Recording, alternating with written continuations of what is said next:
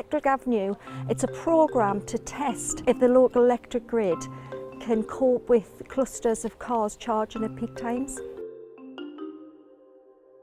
Julie, my neighbour, put a leaflet through everybody's door.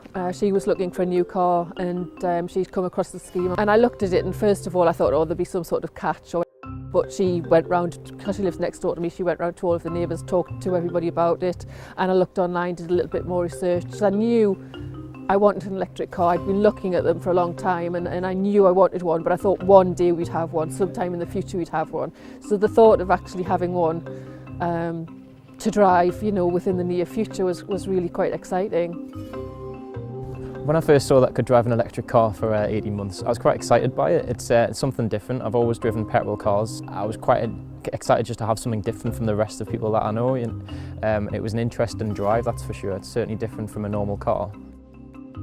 I think everybody, once we test drove them, I think people's change was how good the car was, how fast it is, how big the car is, the capacity of the car, and actually how really great they are to drive.